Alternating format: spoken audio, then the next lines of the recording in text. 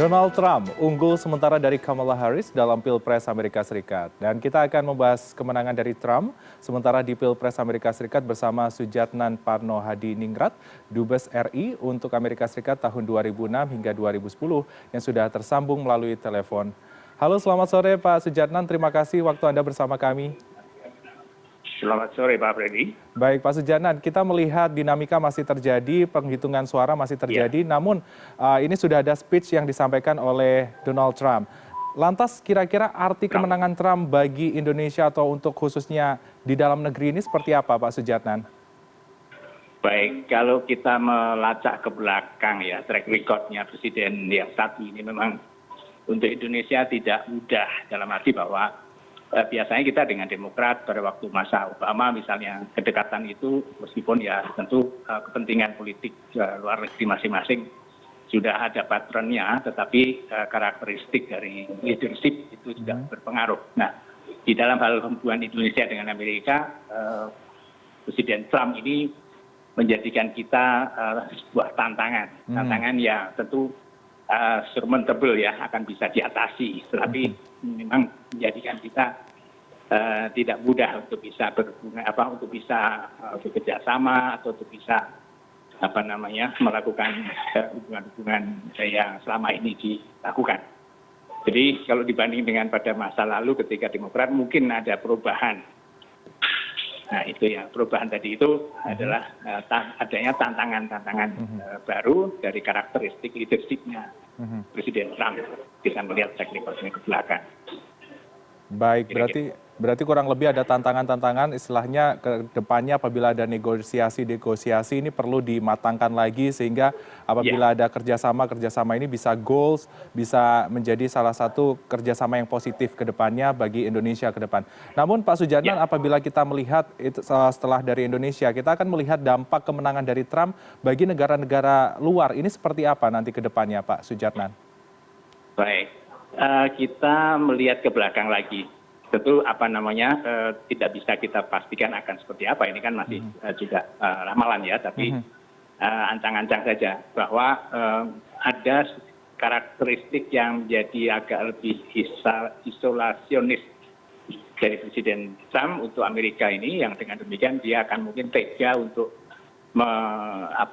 meminta kepada partnernya, kepada sekutunya di Eropa untuk melakukan lebih daripada apa yang dilakukan sekarang demi keselamatan Amerika sendiri atau mengurangi budget, misalnya mengurangi budget pertahanan dan sebagainya, mungkin akan lebih tegas, lebih tega untuk partnernya diminta untuk mengambil peran yang lebih besar. Nah, dalam hal ini saya melihat untuk kawasan Asia Timur ini ada satu perkembangan yang tidak mudah juga, dalam arti bahwa ketika Jepang dan kemudian Korea dan sebagainya itu sudah hampir menjadi sekutu militer itu. Kalau ada pertemuan tingkat puncak NATO itu mereka sudah diundang dan sebagainya. Nah tentu tanggung jawab pemeliharaan keamanan atau stabilitas di Asia Timur itu akan lebih besar diminta untuk lebih besar perannya bagi Jepang dan Korea misalnya itu. Nah demikian juga di Eropa mungkin juga akan demikian bahwa sekutu mereka NATO dan sebagainya itu peran-peran dari negara-negara Eropa itu akan diminta untuk lebih besar mengambil porsi politik luar negeri terutama pertahanan yang lebih daripada apa yang dilakukan sekarang. Baik, tentunya sifat tegas atau sikap tegas dan juga jadi salah satu sorotan juga karena Donald Trump ini juga dikenal sebagai seorang bisnismen.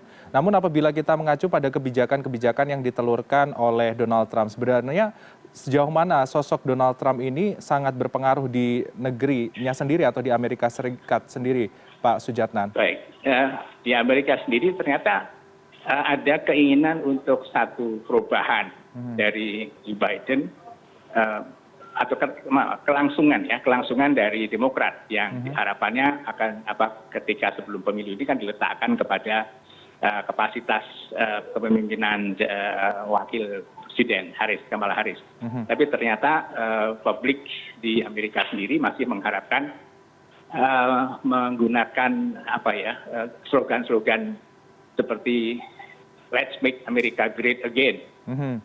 Jadi itu masih mendorong untuk publik di Amerika memberikan kepercayaan kepada Presiden Trump, pada Donald Trump untuk menjadi presiden. Dengan jargon-jargon yang nasionalistik dan kemudian membuat Amerika menjadi lebih besar, lebih kuat.